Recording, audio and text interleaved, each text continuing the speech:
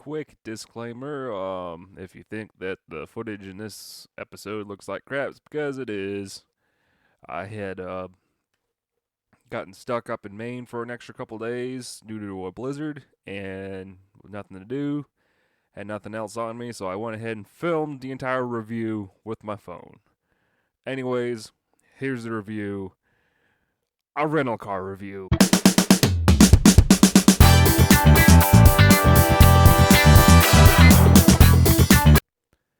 April 26, 2018. The Ford Motor Company shocks the automotive world when it announces, other than the Mustang and its Lincolns, that it was killing off its car lineup in favor of a heavier SUV and truck lineup. Facing pressure from the Ford family and investors to close profit margins, the choice to simply cut traditional cars from its lineup has been harshly criticized since the start. The Fiesta Subcompact, Focus Compact, the Taurus full size, and the still popular Fusion midsize sedan.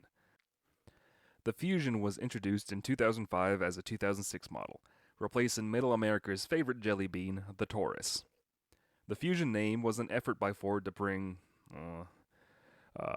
unity across its naming scheme. The idea was its cars would all start with the letter F, and its SUVs would start with the letter E. This did not last long. The Fusion name itself had been bounced around Ford for a few years, being a project name for the original Focus, and the name of a small MPV van in Europe. The Fusion name sounds futuristic, almost 50s Norman Rockwell nuclear sounding. This was to usher in Ford for the 21st century. Sales were slow initially, as people didn't quite like the new face of Ford design language that slathered chrome everywhere. But sales did steadily grow over the years as Ford continued to improve the first generation, noteworthy being the introduction of a hybrid model. But it was the second generation Fusion that would set the world on fire. Introduced in 2012 as a 2013 model, the second generation Fusion shocked everyone with its chiseled looks. While Hyundai and Chevrolet teased the world with the idea that family sedans didn't have to be anonymous blobs anymore, Ford seemingly took it a step further. A striking nose representative of Aston Martin supercars, sculpted size, a swooping roofline reminiscent of the old fastbacks of the 60s. This wasn't just a large family car for America, it was a large family car for the world. For the first time since the failed Contour, Ford had invested heavily in merging the Fusion line with its best-selling Mondeo line in Europe. Part of the new One Ford strategy, the Fusion would become a world car. 2017 gave it a mild refresh, and it was refreshed again for this 2019 model year. Personally, I like the latest refresh, which continues the trend of toning down that gaping maw and further toning down the chrome. It certainly has a European feel to it.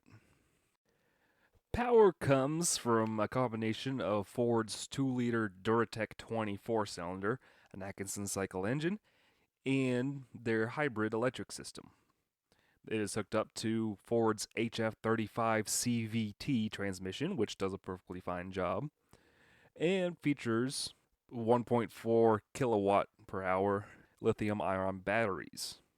This is the same system that sits in its C-Max 5-door hatchback and Lincoln MKZ midsize luxury sedans. It is also the first step to two other electric models, the plug-in hybrid model and the full-on electric energy model. All three of these models helped the 2013 Ford Fusion lineup win the 2013 Green Car of the Year. Sitting on Ford's new CD4 platform that underpins midsize sedans and crossovers, the CD391 Fusion is a large car. No joke, this thing is about the same size as a last generation Buick Century, which is considered a pretty large car.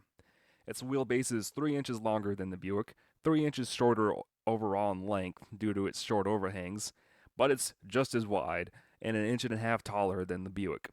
Compared to the first generation Fusion, the size increase was dramatic. The wheelbase had grown 4 inches, it was 1.1 inches longer, 0.7 inches wider and 1.2 inches taller. It sits on McPherson struts in the front and uses a multi-link system in the rear. One aspect that shrunk, not surprisingly, was the trunk. The striking fastback-inspired design did come at a price. A small opening coupled with the battery pack in this hybrid model kills trunk space. Inside is very modern with all the bells and whistles you expect in 2019, but it still suffers from cheap materials that have plagued American manufacturers for years. Yes, Ford is just as guilty as this as GM and Chrysler. Yeah, it is a fleet model and an SE model, which is a step up from the base model S. But this car has less than 500 miles, and the fit and finish leaves a lot to be desired. Cheap plastic panels that don't quite fit together, a rotary shifter knob that feels loose and cheap. Let's talk about the shifter, especially, because it doesn't feel like it's going to survive for very long. Look how loose this is. If this is doing this now at 500 miles, imagine what's going to happen when you got 100,000 miles. It doesn't leave me with much confidence with the long-term reliability of the interior. Overall, for such a large car, it feels a bit cramped up front. Yeah, I am a bigger guy, but I just feel cramped up here. It doesn't quite feel like it has the room of smaller cars like the Corolla, or especially the Civic. And that style I was calling striking earlier, coupled with the giant A-pillars for crash protection, egress in and out becomes kind of tough. I didn't really have an issue, but my dad's a lot smaller than me, and he struggled getting in and out of the front of this car. 2019 Ford Fusion, not bad back friendly. On the road, it's fine. It's a commuter car. The steering's inoffensive, and it corners okay. It's a commuter car. It's not a sports car. And it is a pretty new car. So the components haven't had a chance to wear out and age, so. But yeah, not a sports car. It's not what this car is about. And oh yeah, the CVT, I will say, is fine. Unlike the Nissans that I absolutely hated, you don't notice anything about the CVT with this car. It performs exactly how it needs to do. Just inoffensive and doesn't draw attention to itself. This is good. Now, on to the part that sets this apart from a regular Fusion. This is a Fusion hybrid. We are green now. Overall, the 2-liter 4-banger seems a bit harsh for its job, as it screams a bit when you needed to get up and go, but the electric mode is a bit fun. There's a charm in riding around silently and just overall trying to see how frugal you can be with it. Eco mode, this is the no fun mode. It absolutely kills power in the name of efficiency, especially on takeoff. I found myself shutting eco mode off just so I can leave busy intersections and not have to worry about the car getting out of its own way. But by golly, the hybrid system works. There's no reason a car like this, just this big, should be getting around 40 miles per gallon. This is a car you look at it and say, yeah, that gets around 20, 25. But I was constantly getting high 30s and low 40s in frigid and snowy conditions. This fuel sipping, coupled with the large size, makes the 2019 Ford Fusion Hybrid a fantastic commuter car. And while I sing the high praises of the hybrid system, it hasn't come without controversy. In late 2012, Ford had advertised that the Ford Fusion Hybrid was to get 47 miles per gallon all around. A very lofty number for such a large car. However, Consumer Reports, a company known for skewing data and killing public perception over cars like the Suzuki Samurai, actually did some decent automotive journalism that held up. They discovered in their word salad, real-world tests that the Fusion Hybrid was getting 35 miles per gallon city and 41 highway. Numbers that were pretty similar to my experience. Well under the 47 city, 47 highway that Ford had been claiming. Ford tried countering, saying that it's normal for cars to get under the advertised fuel economy, and the gap was a lot worse for hybrid cars. This did not work, and after about 8 months of kicking and screaming by the public, Ford finally numbered the combined number to 45. However, over the years, the number has been further lowered to 43 city, 41 highway, 42 combined. Still a little ambitious, but a lot more realistic for this car. So what is the future for the Ford Fusion? Despite the initial announcement at the start of 2018, the nameplate may avoid death after all. In July of 2018, an unnamed source had told Bloomberg that Ford was considering dropping the Fusion name after a dealer protest.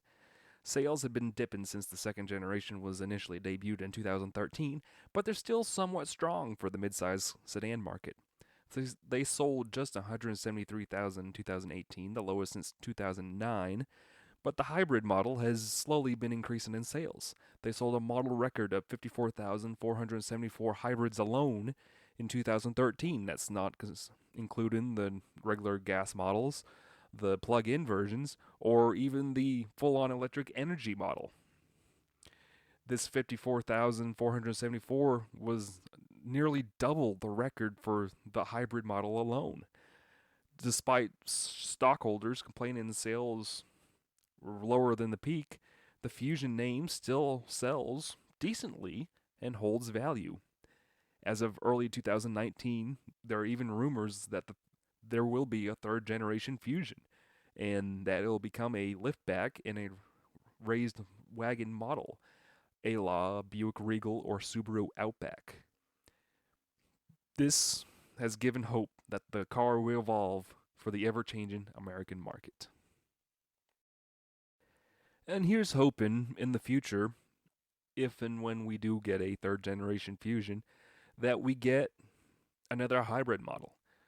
The 2010s saw Ford invest heavily in hybrid electric and plug-in hybrid models, not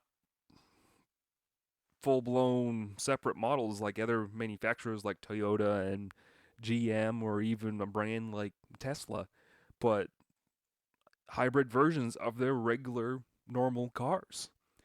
This is huge in helping the American and overall the world buy-in public gravitate to eventually buying into electric cars.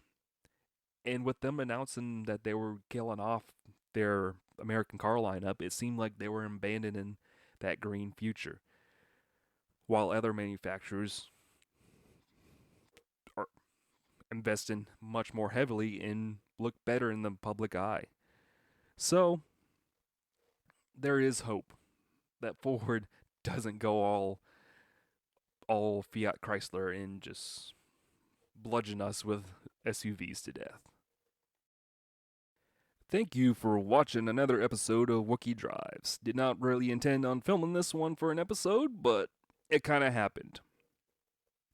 Be sure to give the video a like and a comment, and hit that old sub button for more Wookie automotive shenanigans. I've also started a second channel dedicated to old racing highlights and clips, so be sure to check out Wookie Racing TV if that's your cup of tea.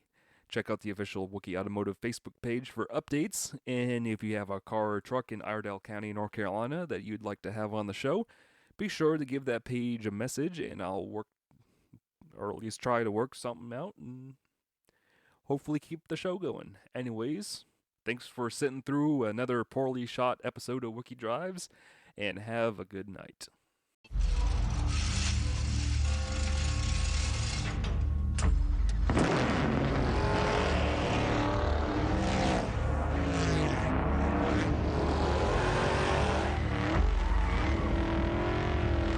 The all-new Ford Fusion. Now available in street clothes. Put your life in drive, starting under 18 grand.